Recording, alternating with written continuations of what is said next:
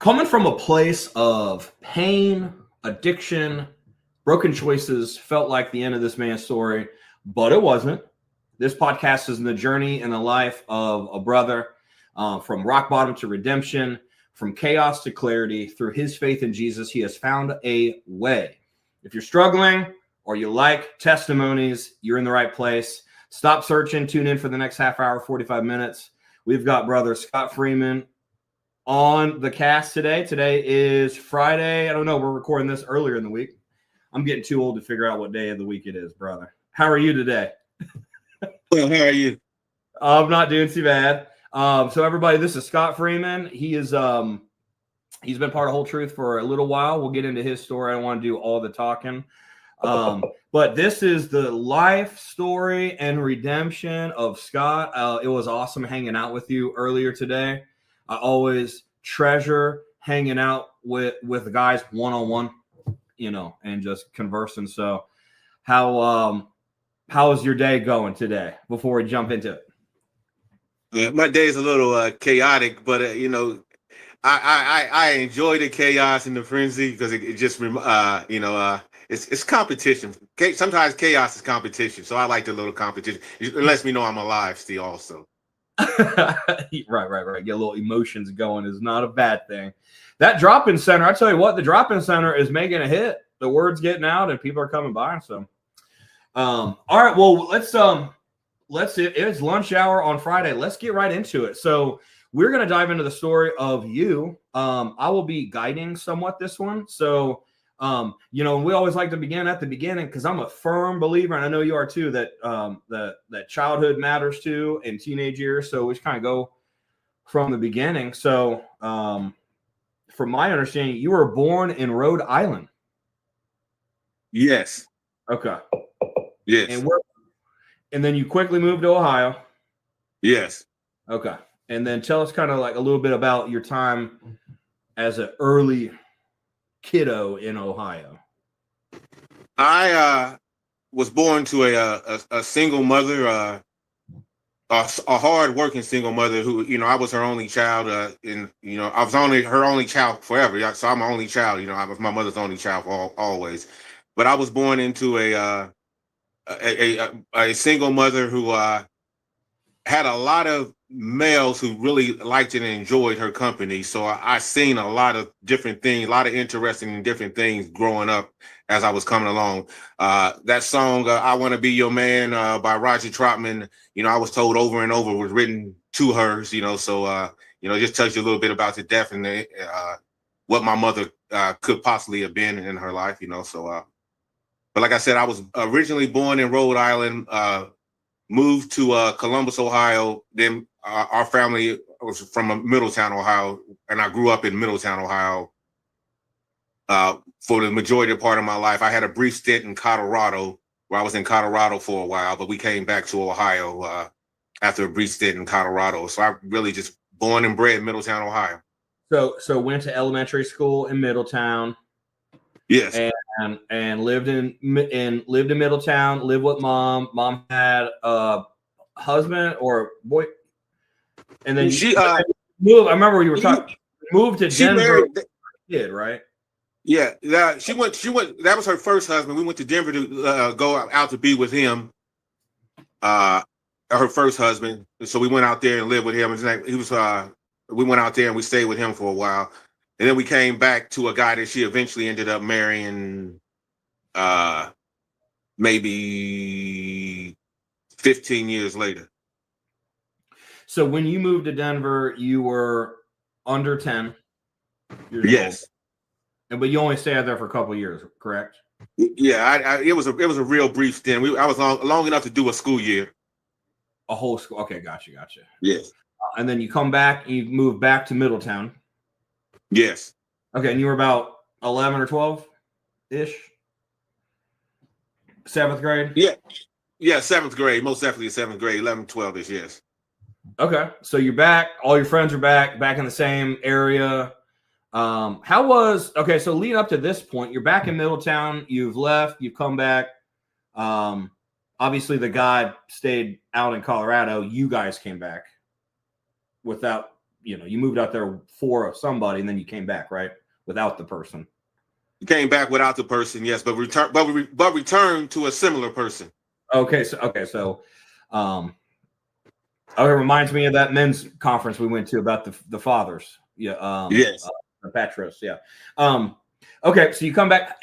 So let's pause and say, okay, you're 12 years old. What was church life, or any gospel, anything between childhood and about this time? And yeah, I used to get up and go to church when my grandfather used to come and pick me up every Sunday morning. I had to wear a suit and tie and all that type of stuff. And his name was Early.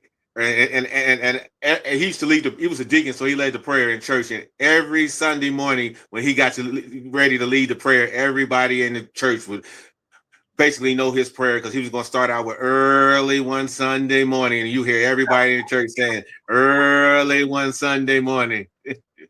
that sounds like a Southern Baptist church. Yes. Okay. So it was in the family. Yes. Okay. Yeah, my grandmother, her favorite song was "I'll Fly Away." One morning when the angels come, I'll fly away. And when she passed away, that's the song that was playing. So it was, that's okay. I was in the room when she passed away, and that song came on the radio. So it was like a rite of passage for her. Okay. Amen. All right. So you're back in town. It's middle school years. What was middle school and high school like for you down in? It was the typical middle school life. A lot of kids maturing faster than others. There was drinking and probably drug use, but I wasn't into those type of things at that particular age in middle school. I was in AP classes, so I learned I had to learn a different culture, and it was somewhat of a culture shock being in some AP classes, because here you are as an African American child growing up in these African American communities, and you're in an AP class, and there's not many of you in the AP class, and the language and culture and everything was real different. So it was like a culture shock initially. Okay. So wow. So talented academically, grounded, good roots, and then into high school. So there's no drinking at net yet, but then you get into high school and what's going on? You would go to, they had these teen clubs. They had one called the Odyssey. They had one called Prime Time. They had one called Cooters. There was in between Cincinnati and Dayton, West Carrollton. There were a lot of different teen clubs for us to go to, and you found out as you went to the teen clubs, it became a habit to drink going to the clubs. You would go down to the teen club, you would drink and act a fool, liberate yourself. And then they did a bad thing. They used to leave beer in front of the stores, so for a group of guys who couldn't buy anything else, we didn't have to buy the beer when it was sitting down in front of the store. We just go. Are you saying like how they sometimes put like firewood out there? There would be cases of beer out there. Is that what? Yeah, there'd be cases of beer out there, just like the firewood would be out there. So you snatch and grab. Yeah. Yeah, it's like I'm just thinking of like Lowe's. My wife works at Lowe's. I'm like, I pull up there, like everything's chained. If there's something outside, it's all connected by a chain. Yeah. Like, we may have had something to do with that. Maybe not. But yeah, it used to. So we would come up to the store, grab the beer, and take off running. Where you running down the street with 2 or 3 12 packs, get in the car, and then go out. And we used to say going to the boonies for some reason.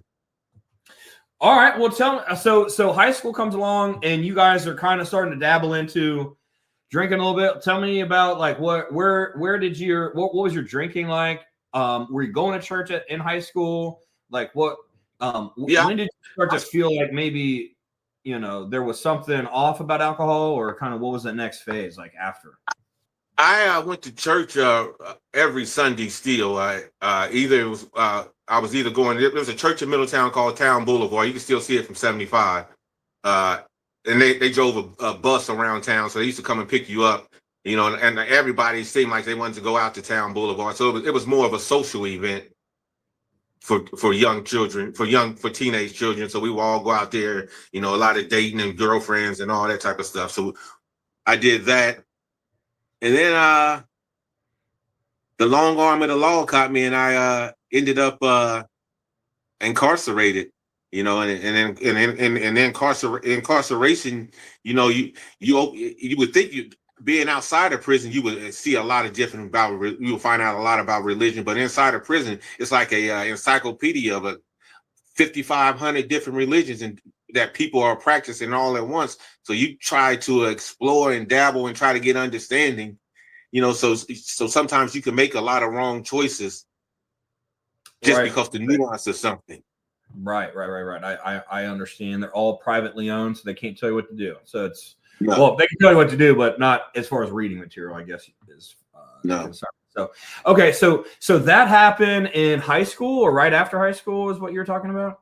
Yeah, right after high school, yes. Right after high school. So you're at a high school football game and he said, she said, and you know, things go down and now all of a sudden you're locked up for 12 years, was it? Or 10? It was I came home initially on a brief stint of super shock parole.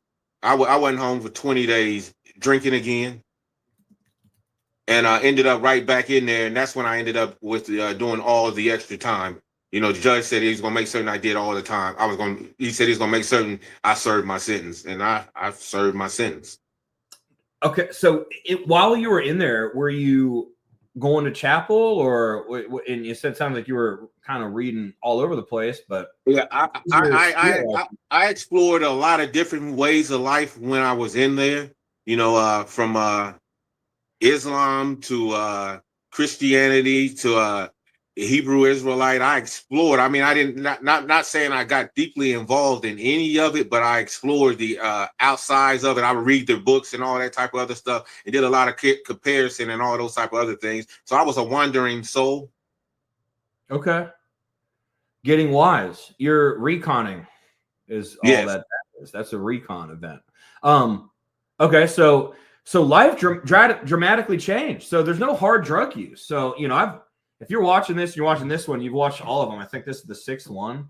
You know, everybody's story is different. So you're unfortunately got caught up into an altercation at a football game. No drugs was involved. There was just alcohol, but more or less it was the violence that got you in there. Correct? Yeah, but you know, you hear quite often in the meetings now they say alcohol is a drug. You know, so alcohol did the exact same things that drug use would do to other people. Alcohol was doing the exact same things to me too. So I don't want to make light of the fact that a lot of times we'll say I only drank, but drinking was ripping all the fabric out of my life. Yeah, I agree. I stand corrected. It was more the catalyst, you know. Yes. Alcohol is generally on the table, I guess. All right, so a huge chunk of life, like you're getting out, it's age 32 or 31 or something like that. You get out after 12 years, and what do you do? What do you do after a time, you know, a decade? There's a furniture store in Monroe called Riley's Furniture, and the guy knew me. He knew me from growing up. He had seen me a lot, I guess, growing up, and so he knew a little bit of my story. So he made a program called Management Apprenticeship Program. He called it the MAP program, where he taught me the whole furniture industry, from making the furniture to selling the furniture to merchandising the furniture to designing the furniture to purchasing and buying the furniture. He took me up under his wing and gave me an opportunity of a life. As of today, now I probably could tell you more about furniture than anyone, but I don't really talk a lot about it. But I can tell you about 8-way hand tie, the seams, and I can tell you about fabric, what fabric's good for you, what fabric's not going to be good for you. I can tell you all about a mattress. I can tell you all about the different types of wood and all that type of stuff. You know, and that's because he taught me all. You know, he really invested in me in that what he called the MAP program, the Management Apprenticeship Program. Took me all around the furniture markets, took me everywhere. And at one point in time, he told people he gave me the big head, and I probably started losing it a little bit. Then he said my voice was going to be the voice of furniture in the future. You know, and when you hear those things, sometimes it could puff you up in the wrong ways. So he saw something in you that he thought he could share with you and you would benefit from, and which was really a crash course on how to be an entrepreneur. And basically And extremely faith-based. Closed on Sunday to be with friends and family, but it was really closed on Sunday so you could give reverence to God. Okay, so you had what did you guys pray together? Any like Bible related stuff, or is it strictly? A lot of times, me and him a lot of times we would have individual meetings, and before we hit the floor on a Saturday morning, it would be a group prayer before we hit the floor running on Saturday morning, or because Saturdays was one of our biggest days because we were closed on Sundays. We would always have a group prayer because everybody had to work on Saturday. Yeah, that's a big day for sure. All right. So you get out and you join. So were you living in Monroe, or where were you living at? No, when you got into Middletown. Middletown. Okay. Yeah. And so you're working there full time. That's 2000s into early teens. Were you doing the same thing? Like you worked at that place or for furniture related for? My earlier part of my life, I worked in the metallurgy lab at AK Steel. I had got a job through a temporary service, and they decided to keep me on. Okay. In the met lab, yes. Okay. It was summer employment while I was supposed to have been going to college. It was summer employment, and that's how I ended up in the met lab. Okay. Okay, gotcha. That was before first prison sentence. Yes, that was before then. Yes. Okay, so in, out, and then you're working furniture. You're getting discipled. It sounds like you're getting discipled, and you're giving, and you're giving or receiving a education on how to honestly just be an entrepreneur, specifically in the furniture. So that leads you to the middle of 2000. You're like in your mid 30s. What's going on in that? You're dating, getting married. I got bigger than myself, and the streets got a hold of me. I started getting, he bought me a Cadillac. You got some money in your pocket. You're kind of, Yeah. So now I'm going into the little clubs. I guess a lot of people like to say you start smelling yourself. So I was really smelling myself. Everybody does speak to themselves, man. Yeah, I had designer clothes, and I used to like to brag. I got these because I'm working. Right, you deserve it. I deserve all these things because I worked. Right. Yeah. I'm telling guys I make more money than you out here selling this dope. I make more money than you do. Over here. Yeah, check my pockets. So I ended up with a big head. So you were like, I'm doing it the right way, and you guys aren't, and I'm okay.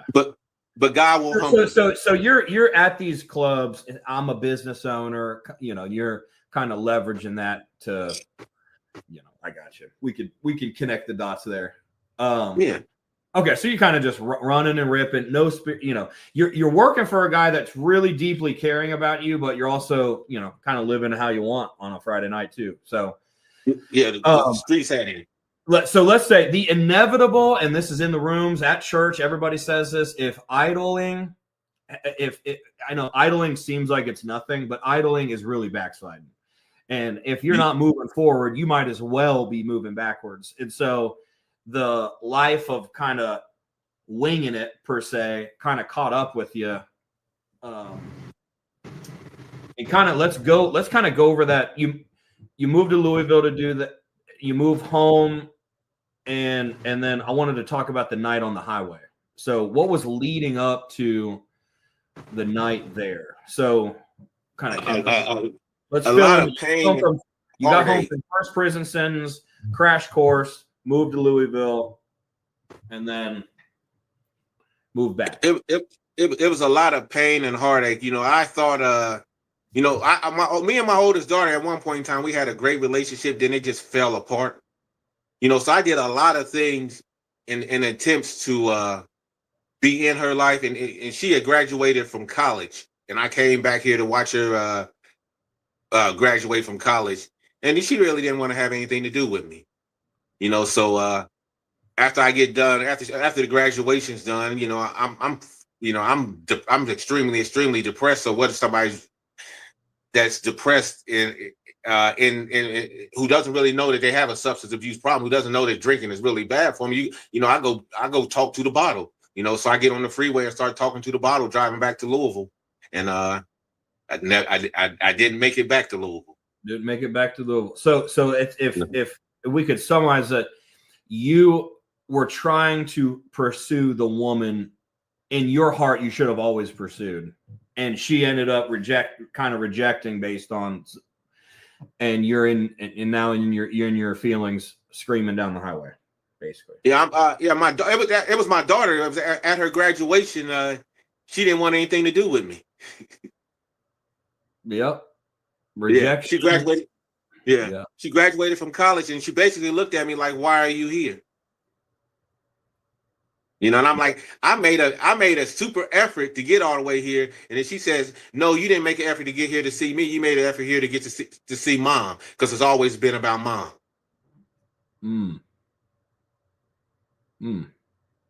Man. Yeah. Right there live. So what? Whew, so in turn, not handling that super well, you're heading back to Louisville, hurt, angry, confused, you know, yes, and drinking on the highway. Yes. All right. So let's go through that. Let's go through that moment. You know, and the Bible says that the devil is always lurking around, waiting to devour.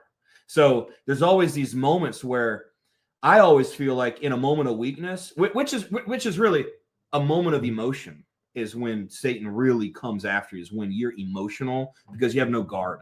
So when and then you throw in some alcohol, and like, now you're a puppet. Now we can just now he can get you to do pretty much anything, you know, within reason, and you'll agree. That's for me, that's true. All right, so let's talk. So you're flying on the highway, and then what happens? I get in behind this SUV, a pickup truck, and I keep trying to get around them, but they keep slowing down and all type of other stuff. So they start throwing beer cans at my vehicle. You know, so I take off chasing after them, but they get away. Now I'm driving this vehicle that I just got a couple days beforehand, and the gas light go off. I don't know how many miles it's got to get to the gas station or not, but I get off at the gas station, and just so happened when I get off at the gas station, they're at the same gas station. So me being who I thought I was, something special, I creep into the gas station. I take this. I don't have a baseball bat or nothing in the vehicle, so I take the squeegee and I bust the man across the head with the squeegee in the gas station. And they say the squeegee was a serious, deadly instrument, you know, and I go to prison for that. Wow. Assault with a deadly weapon. Yeah, the squeegee. The squeegee. Got. Yeah. And so, cops come, you're in prison for 10 years. Yes. 10 years on that moment. And, yeah. Man. Okay. So what's going through your mind? Like initially, you know, you're just like, oh my gosh, again. And like, what, you know, what's your emotions like after, you know, the graduation thing? And once I settled down and got into prison, I said, oh, here's my second time here. So there must be a reason why I'm here, God. So I'm going to figure out why. I'm going to try to figure out why I'm here. So I became a fan of the library. So I probably read every book that they ever had, any self-help books, all those books, 48 Laws of Power, man, there's As a Man Thinketh. There's a plethora of self-help books that I read while I was I can't even remember the most popular one. It's funny, it's just because I always tell everybody to read it. But I read all these self-help books, and I thought that they were gonna give me the explanation for what was going on, you know. But self-help books without God, you're gonna lose still. You know, the best self-help book is the Bible, and we got to understand. Don't you feel like when you read a self-help book that doesn't have a foundation of the Word of God, that it's just somebody making up something? Yeah, like there's no. It's just to glorify the person that's writing it. Like I had this unique. Sorry to go on a tangent if you're watching. I'm like, you know, I found that. I'm just maybe not all of them, but. Yeah, so I basically read the library in prison. Yeah. So I thought I had it. I thought I knew it this time. I come out here. I've read the library. You know, it's in a book, but life really isn't in a book. It's not. But we think life is in a book. Yeah. We think we can contain it. Yeah. Drugs, alcohol in prison. Any substance abuse in there? Any kind of? They had all that stuff in there. They had all the wine and the drugs and all that type of other stuff. All of that in there. I wasn't advocating for any of those type of things. I stayed away from all that because I just was. First of all, I went into prison trying to get out, and I knew sometimes the better you are, the better you could get out, the quicker you could get out. But that ain't always true. So I went into prison trying to get out, so I didn't want to do anything that was going to give them reason to keep me any longer. Gotcha. Wow. So 22 years, and you just celebrated a birthday last Friday. Happy birthday. And I don't want to spend too much time on that because we got to get to the Jesus part. So just a life of, it sounds like two particular scenarios that were very unfortunate. You got the fight, and I'm just challenging anybody listening to this. Think about moments. Scott, I can think of a handful of moments in my life that was the same thing. What, that one thing that happened, and it's or sometimes I look back and I'm like, that one thing that didn't happen, you know. And I think of those as like the real forks, I think, in our life and our walk. So well, thanks for sharing. So let's move into the so you get out in 2022, right? 2023? Yes. 2022? 2022, yes.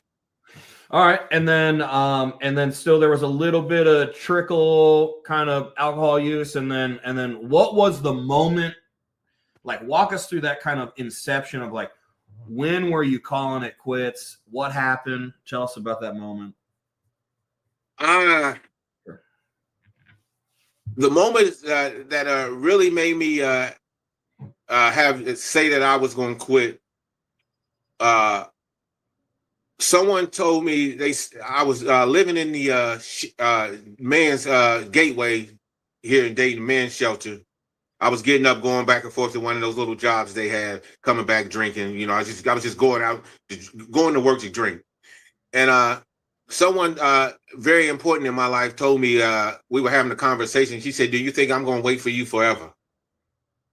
She said, "I'm sick of this. I'm sick of you, woe is me, and all this type of other stuff. You need to figure out what you're going to do with your life. I can't tell you what to do, but you need to figure out what it is that you're going to do with your life, because I'm not guaranteeing you if you go out and do anything, I'm going to be here for you.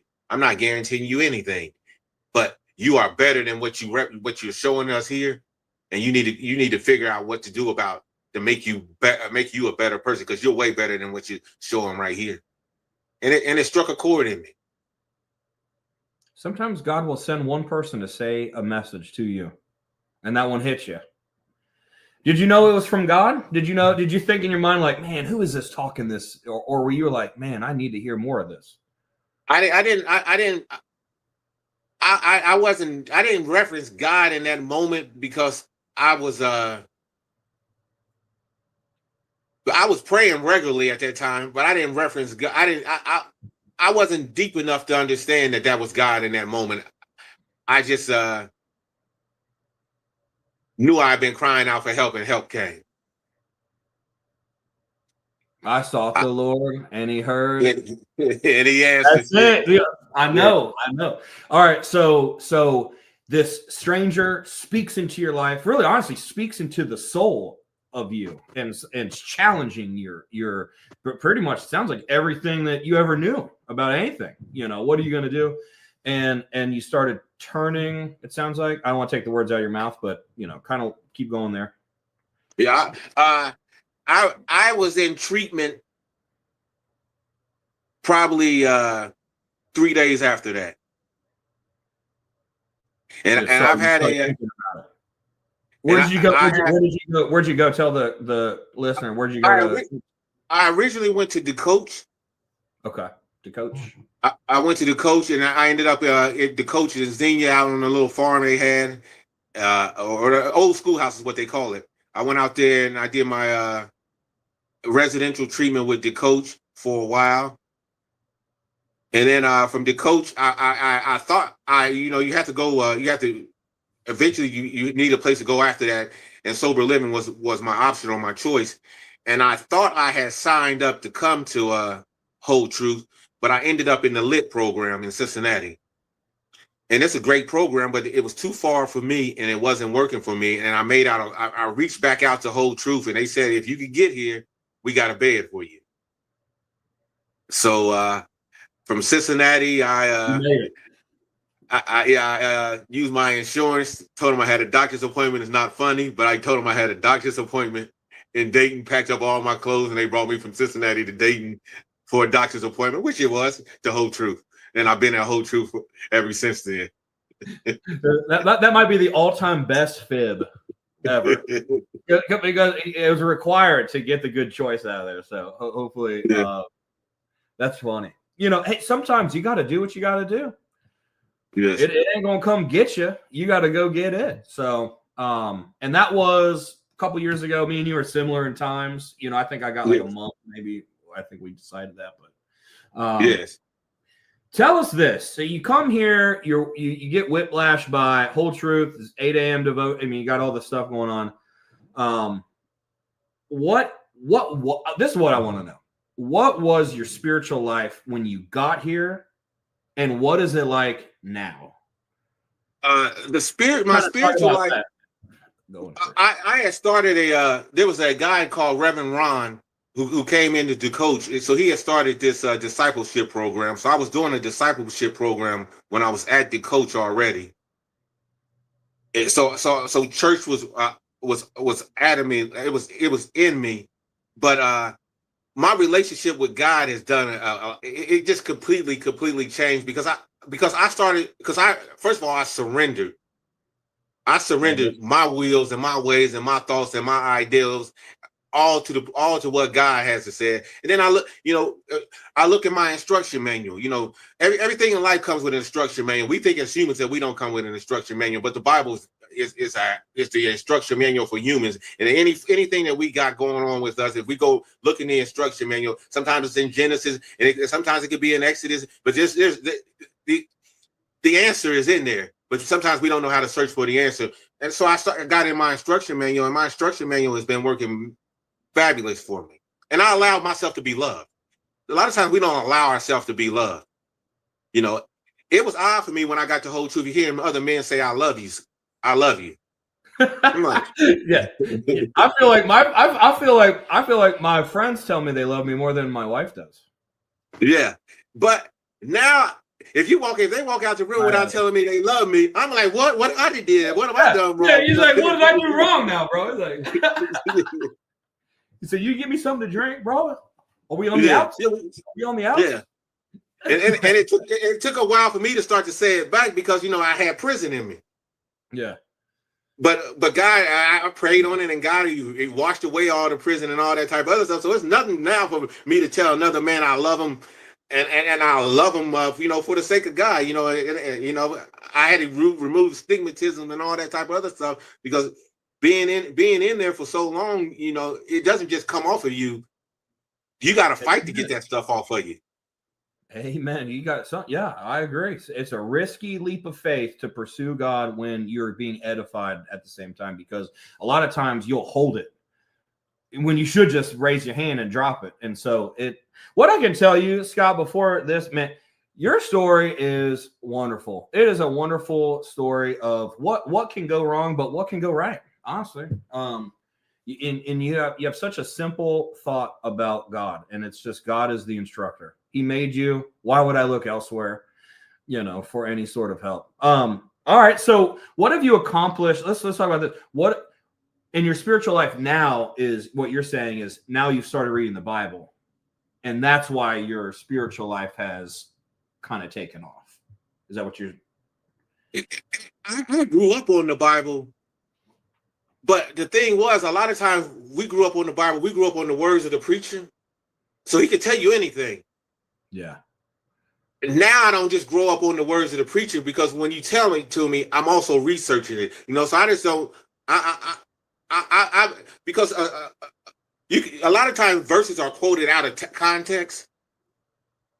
They'll use it. They'll take a verse and use it to push an agenda or push a matter, and it'll be so out of context. And I'm not going to allow you to take something out of context to drive me or to try to change my thoughts or change my actions. So if I need to know about myself and know about this world, it's in there. Am I going to always be right? No, but there's so many different ways where I could read 10 different books on one verse, and God willing, I could come up with a logical conclusion out of reading those 10 different books or 10 different thoughts. Mm-hmm. But I pray on it too. I know. I get what you mean. I'm in some groups, and there's that scripture that says, "Have a little wine for your stomach's sake." Yes. And but people's stomachs are always hurting. So it's like, a little wine is like this much. It's not a bag full of alcohol. So there's debates there, but I feel like there's nothing that I can put in my body that is contrary to the will of God that God wants me to keep inside of me. That's facts. And so I stand with you on that. So, all right, give us a highlight of the past 2 years, and then maybe one thing you're really looking forward to in the future. Which one of your favorite moments of Whole Truth and your time spent here? Whole Truth does a lot of cooking. and I'm the grill master. So I really appreciate being able to get out there on the grill and do the cooking with Whole Truth. And then these men trips. We've done a lot of men's trips where we go to different men's seminars and men's walks and things where just men are around, and being able to sit around a group of men and talk and discuss God and get educated on things and understanding, God made us in different colors, shapes, sizes, and shapes, so we get to know each other, not to despise each other. And I'm loving that. And then you can learn from anybody as long as you open yourself up to it. You can learn a lot from anyone, but you have to be open yourself up to it. You can't be culturally biased, racially biased, age biased. You can't be biased on any of those things, because you never know where God's going to send a message from. Remember, Jesus spoke from the cradle. And if people would have listened, then things might have been a lot different for them too. But you can't be biased. You gotta open up, because we don't know where God's gonna send you your message, or where God's gonna send the next thing for you. You just gotta be open, listen, and willing. And stay surrendered. I agree. God always sends somebody, and you never know who it's going to be. And I think a lot of times we think we know how things are going to go, or we try to manipulate the ending because we're so convinced that that's like basically how it's going to be, that somehow God needs our help to complete the thing. And he really doesn't at all. So, brother, I'm glad you surrendered, because I wouldn't know you if you didn't. Same with, I'm so thankful that you spent some time. What's one thing you're looking forward to in the future? For things that give us a goal, man. Give us something we can agree on in prayer. Things that I'm looking for in the future are, I don't believe man is meant to live alone. So I'm God willing. I'm gratefully looking forward to being married. I'm looking forward to a lot more opportunity, because I have a voice, and I need to make certain I don't waste it. I can't sing, I can't rap, but I have a nice voice, and I think I need to spend a little bit more time making sure that I get my voice out there, because sitting here idly with information that could be helpful to people I believe is a sin also. God didn't give it to me for me to just sit here and hold it for myself. I don't believe my life experiences were meant for me just to hold to myself. And that's why doing this podcast is something great also, because it allows me to get my life experiences out also and get a voice out. And maybe we may not save 50 people from this podcast, but if we save one person, we've done more. If one person right now sees this and they've been, let's just say, I'm just going to paint the picture. It's like, been to prison, been out, this, that, and the other, no purpose. I can tell you, if you All I know is that if you come to get sober, I didn't go to Whole Truth. If you come to get sober and you stay, because it just seems like people are coming here for a solution, but they're staying because they want to do life together, like with the people that they meet. Like we want to roll together and we want to give what God gave us, and that's what you're saying. And I'm super thankful for that. The reason everybody stays is not the reason why they came. That is No. Short was what I was really trying to say. But yeah, if you tell me why you came and tell me, that used to be a question. Ask me why I came, then they ask me why I stay. You know, and they are two different reasons. But the real reason I stay is because I came to Whole Truth, seeking the whole truth. Yeah, and that whole truth, I've been getting the whole truth. You're getting the whole truth and nothing but. Yeah. There's a song, old rap song called "Ain't No Such Thing as a Halfway Crook." There's no such thing as being halfway Christian, halfway believer, halfway none of those things. You got to be the whole, and that's the beautiful thing about Whole Truth is that allow me to identify and ingratiate being the whole. You know, and so am I perfect? Am I done? No, I'll be working from the cradle to the grave. I'm a work in progress, but I'm progressing in the right direction. Amen, Brother Scott. It was a pleasure. I think we'll end there at 40. We're at about 42 minutes. Any final words for this? Is Friday, so any final words for the audience? I would like to say for all of our Spurs fans, maybe next year. but real word for the audience is be still and know that He's Lord, and I can do all things through Christ who strengthens me. Keep those fresh on your tongue and in your mind, and in difficult situations, bring those up to yourself. I can do all things through Christ who strengthens me, because this situation may be difficult, but Christ will give you strength. And be still. Sometimes we got to be still and know that He's Lord. When a surgeon goes to operate on you, he puts you to sleep sometimes. When God goes to operate you, He asks sometimes for you just to be still. Wow. So quote of the day, sometimes when God's performing surgery on your heart, He needs to put you to sleep. He needs you to stop. He needs you to give up for a second. Oh, that's a good word, Scott. There's a lot of wisdom inside that brain. All right. Well, you guys have a great rest of the weekend. Or it's Friday. It's just the weekend's good. Next Friday, we will not be doing a testimony. We'll be having somewhat of a variety, sober status group conference call on Friday. It'll be me and a couple other guys. No topics. We're just going to rap about sobriety, Jesus, daily events, different things coming on. And I hope you guys have a safe weekend. Thank you for tuning in. Make sure you guys send Scott some love and keep us in your prayers. Drive safe, and we'll see you on the next one.